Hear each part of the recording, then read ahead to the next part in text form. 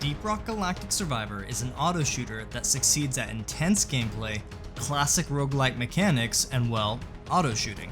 But just because the game takes the guns out of the player's hands doesn't mean it's going to be a walk in the park. In fact, it could be quite the opposite.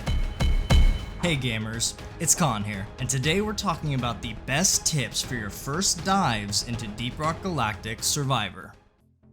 As we get into the first tip, it's important to understand the overall progression of a game like Deep Rock Galactic Survivor.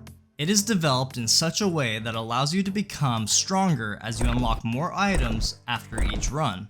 It would be very challenging to beat higher difficulty levels with the very limited items you have when first starting out.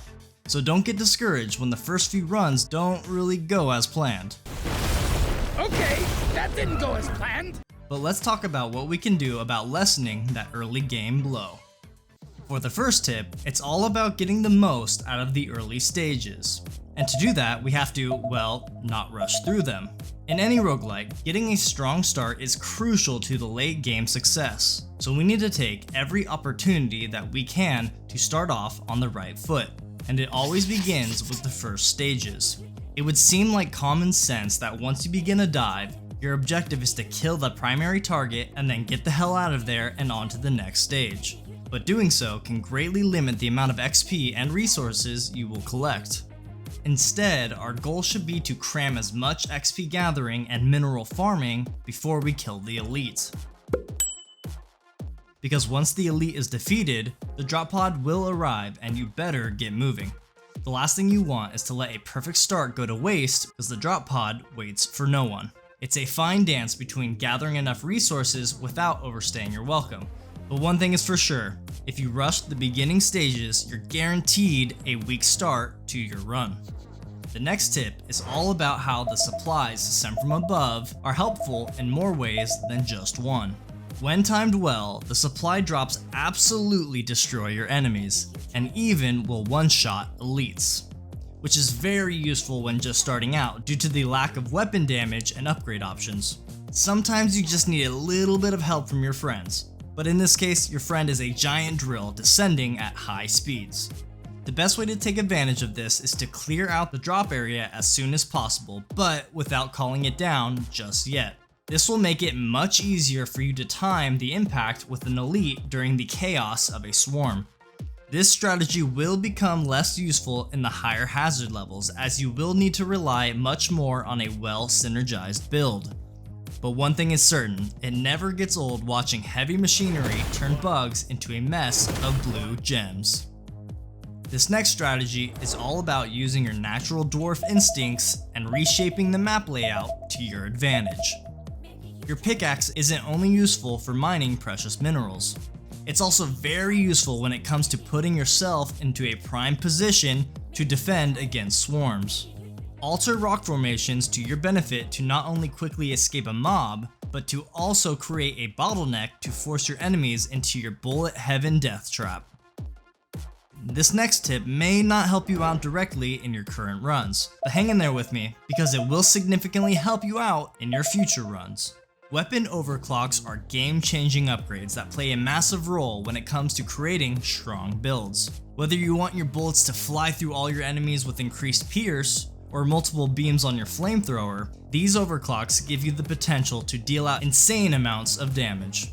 But the only way to unlock them is by upgrading a weapon to level 12 in a single run. Doing so will unlock overclocks for that weapon for all future dives.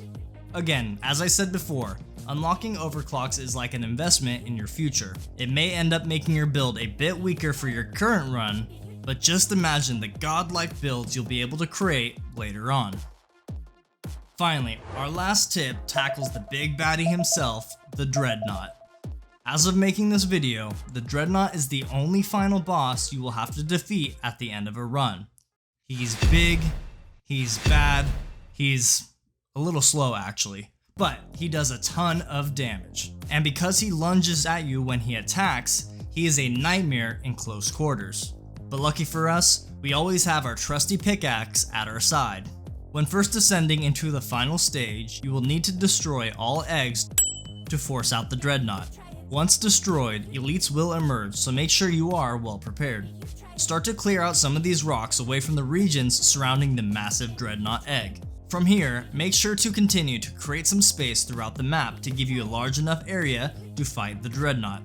Of course, you don't need to clear out the whole map. In fact, you actually want to keep some areas with some bottlenecks in case things get a little dicey and you need to escape the swarm.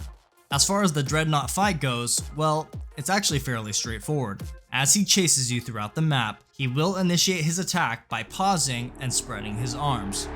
From here, the Dreadnought will jump to your position in a straight line. To avoid this attack, as soon as he pauses, turn 90 degrees to either side and continue running. This will move you out of his area of impact and keep you safe. This is why it's so important to create some space before the Dreadnought spawns. If you're caught in a tight area, or if you're in the process of mining when he initiates his attack, you will not have enough time to move out of his impact zone and you will take some serious damage. And a little extra tip to help you defeat the Dreadnought is to, well, use the supply drop. Yes, not even the Dreadnought is safe from this friendly supply drop. Keep in mind, it will only damage half of his health.